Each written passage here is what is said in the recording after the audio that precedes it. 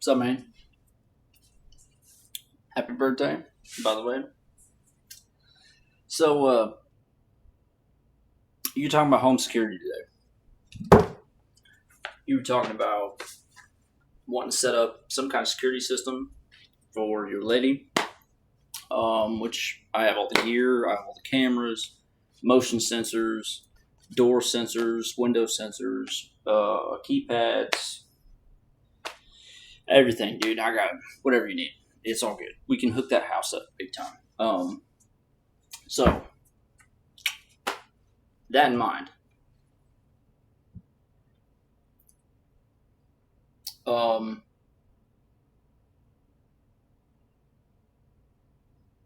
think it's really important for us to sit down and talk about the situation because I don't necessarily know what it is. I don't care as far as if it's not my business, it's not my business. I don't care. The only reason why I do find it to be important is that circumstances dictate tactics 100% of the time. So we can set up a security system in this house, and that's fine. But typically, security systems like this are, well,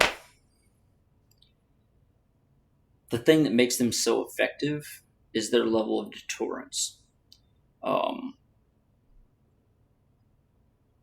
You can spend $300 on a security system, whereas $295 is on tech, and $5 is on the sign that you put in your front yard, and the sign is actually doing all the work. You know what I'm saying? So security systems are great, but again, it all depends on the situation. And the reason why I say that is because typically whenever I talk about this stuff to people, I will kind of break it down into categories, where first category being deterrence. In other words, how do you make your home less appealing than your neighbors, right? To a criminal who's trying to break in there and steal shit. But again, that's random acts of crime. So deterrence probably doesn't factor into the equation at hand here. So second category is reinforcement. Basically making all of your vulnerable points of entry within your home no longer vulnerable. So you basically reinforce all entries into your house in a way that, yeah, I can kick this door in, but it's going to take me a while, and it's going to be really loud, and everybody in a 100-yard radius is going to know that I'm trying to break into this house, right? So reinforce that shit. Number 3 is reaction. If somebody gets in your house, which if somebody's determined enough, your house is not impenetrable. If I don't really give a shit if you know I'm there or not, I'll just throw a brick through your window and just step into your house. You know what I'm saying? I don't care what kind of security system you have. I'll take a peek at your windows and look and see, okay, these have sensors, this one doesn't. Smash, and I'll walk right up to your bedroom and not give a shit. You know what I'm saying? But that's if you're targeted and I have enough determination. So that's what I mean by circumstances dictate the tactics. So you can set this stuff up, but if somebody's targeting you and wants to get in your house, I mean, I don't know, man. We'll just have to see what happens. So we'll have to talk about that and try to figure out what the situation is and how to tackle it. You know what I'm saying? So basically, what I've done is a little bit of research. You gave me the address. I looked it up. And of course, anytime I look at this kind of shit, I always look at it through the eyes of someone who's trying to break into your home, right?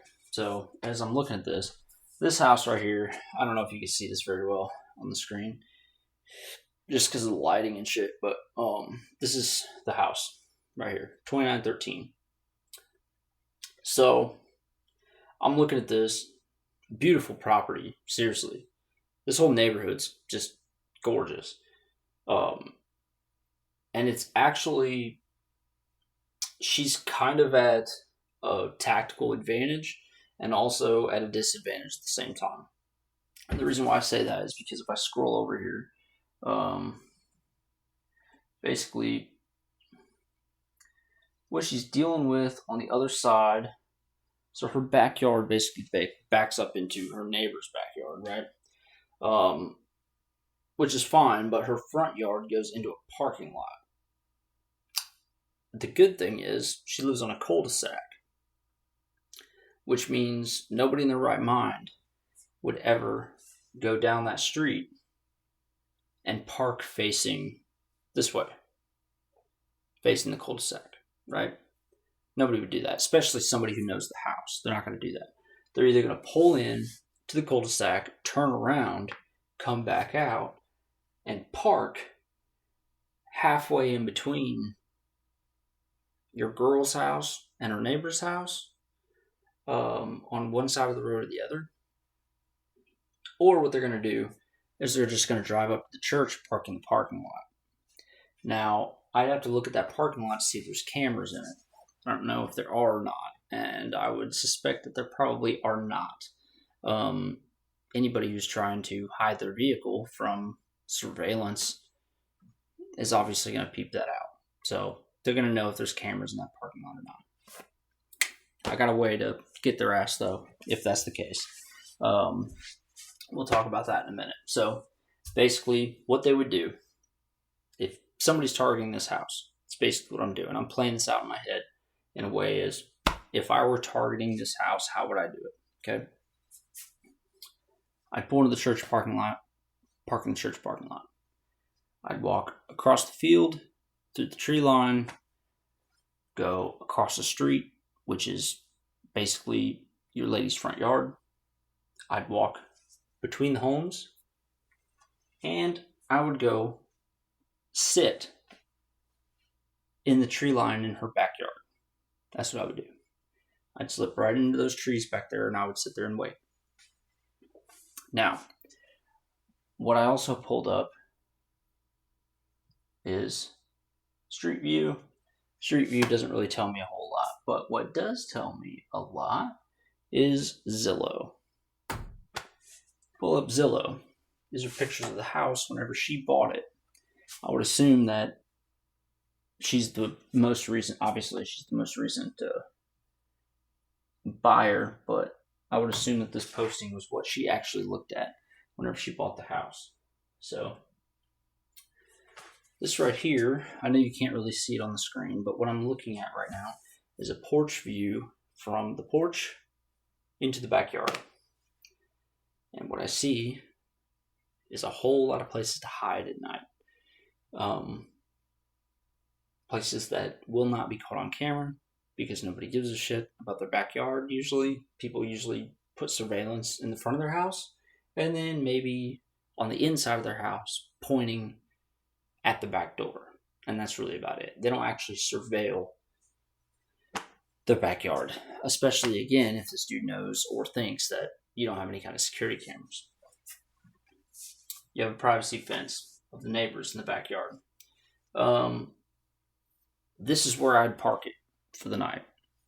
If I was to break into this home, I would park it right here in the backyard. I would sit right up against this fence behind some trees so that if you happen to be in the kitchen and looked out your back window, you wouldn't be able to see me, but I was there.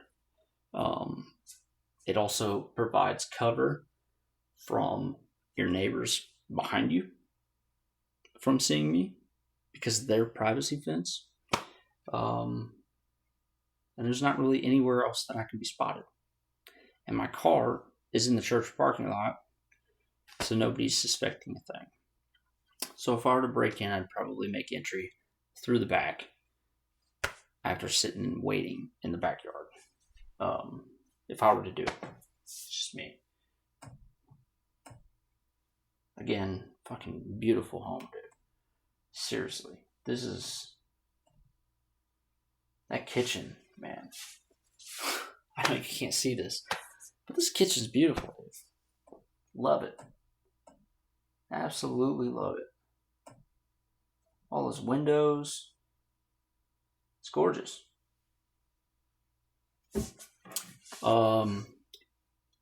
Primary focal point, obviously windows. If you have a deck with a window that slides open, that is no inconvenience whatsoever to open from the outside and just step into your house, that would be probably where I would break in. Would be one of these windows right here.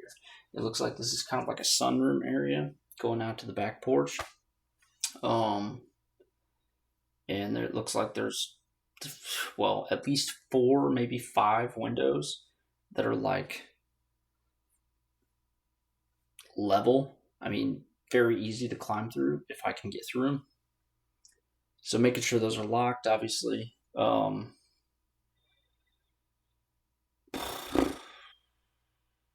That's probably where I would put my window sensors at, would be right there.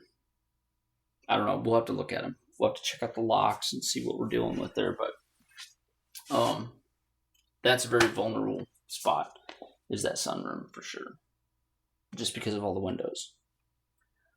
Wow, that tub, dude. That tub. That's what I'm talking about. That bathroom's beautiful. Love it. Oh, that basement, dude. Oh, the basement, dude. Oh, shit. Hell yeah. We got a fully finished basement. Backyard, dude. I'm telling you. This is a beautiful house. So, right now I'm looking at the back of the house, right? So it looks like, okay, you have 4 windows. 4 windows that are level with your deck, right? So those are really easy. If you leave those unlocked, I can just slide those bitches open and just step right in your house. You know what I'm saying? So those would definitely be a point to focus on. The other point to focus on would obviously be your bay windows down here in the basement, to be able to crawl into the basement. Making sure those are locked with open sensors on them. So we do open sensors on those, open sensors on all the windows at the back deck.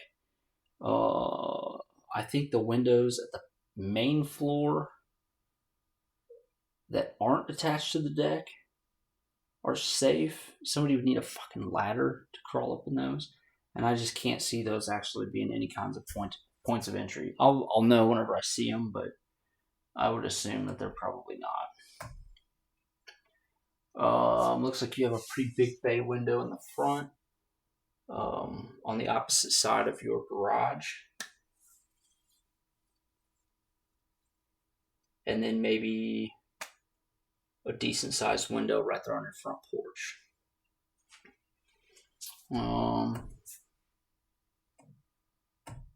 Yeah, see, I can't see the other side of the garage, so I don't really know, how easy it would be to actually break into your garage. But typically, like, if I had a choice as to where I'm going to break in, if I have an unlocked window at the front of the house, or at the back of the house, or in the garage, I'm picking the garage every time. Because as soon as I get into the garage, now I can't be seen by people outside.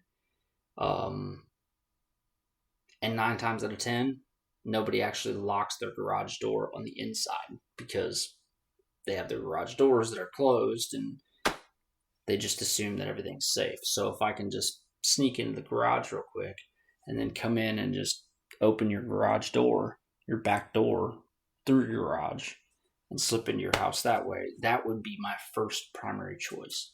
And especially somebody who knows your house, they're probably going to be thinking the same thing, depending on how easy it is to access your garage. I don't really know.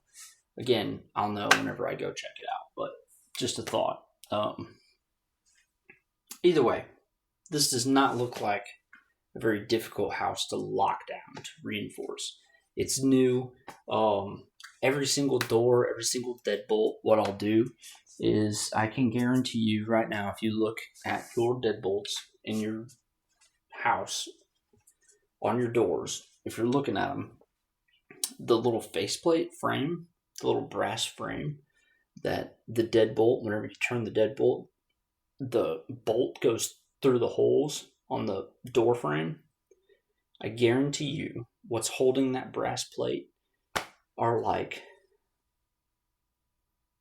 half-inch little pussy-ass screws that are drilled into siding, or like, it's not even the door frame itself, it's just the siding around the frame, right? So they just screw those in to hold them in place, and your deadbolt slides into that.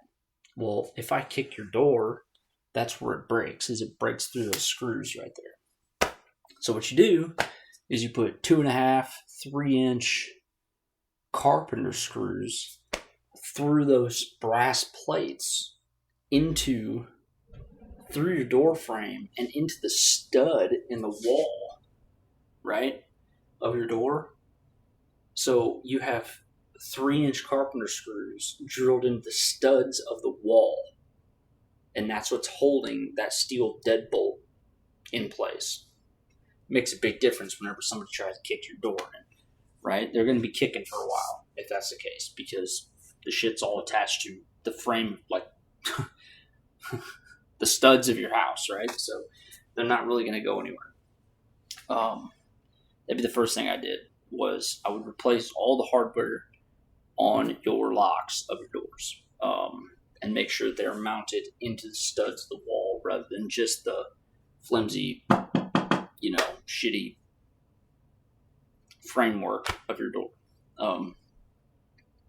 Next thing I would do is make sure that all the locks are good on all your windows. Next thing I would do is, if he has had access to a key, I would change the locks. I know it's kind of expensive, but it's worth it, because you don't know if he made a spare key or not. And chances are, if he thought he had a reason, he would have. So I would just change the locks just to be safe. Your garage doors,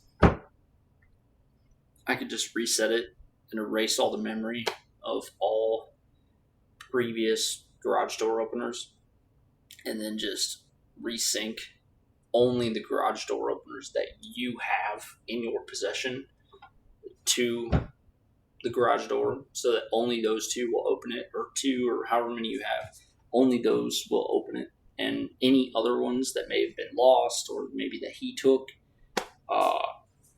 they won't work anymore, right? So we'll reset those.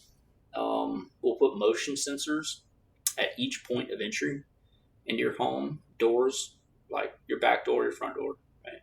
Your garage door, or into your house from the garage. Hell, we can even put a motion sensor in your garage if you want to. That's fine. Cameras. We'll figure out points of angle for cameras, points of view. As far as the parking lot across the street, like I said, if somebody's trying to break in your house, that's where they're going to park. They're going to park in the church parking lot. They're not going to park in a cul-de-sac. They're not going to park somewhere that they can't get out of. And they're not going to park in front of several houses that probably have security systems and cameras and shit, right? So they're not going to do that. What they're going to do is they're going to park in the church parking lot and then just walk to your house. So if that's the case, I have tree cams. Tree cameras are for hunting. I set them up in the woods. I attach them to a tree. They're camouflaged, so they blend into the tree. Nobody even knows if they're there. And they're motion detectable.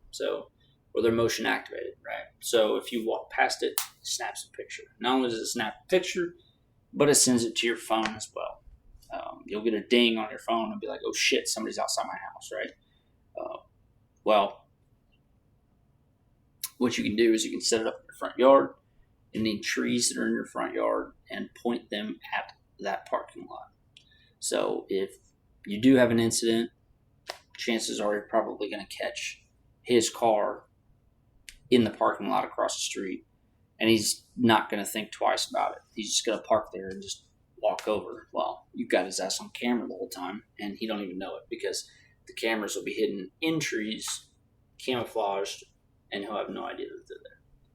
So there's that. And then obviously I have multiple cameras here.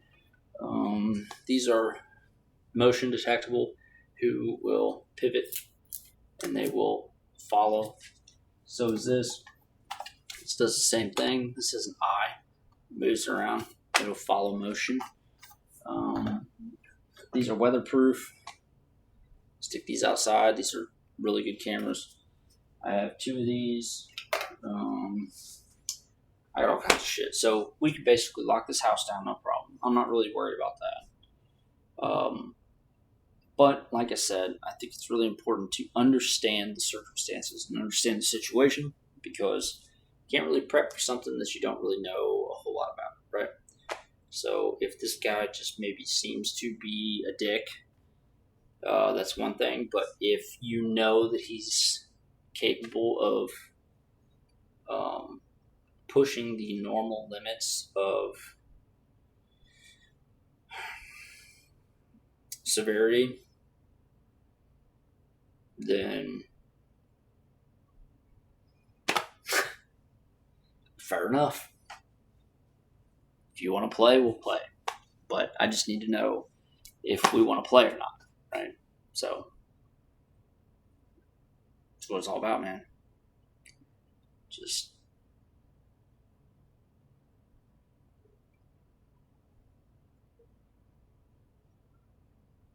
if you walk into a fair fight, you already done fucked up,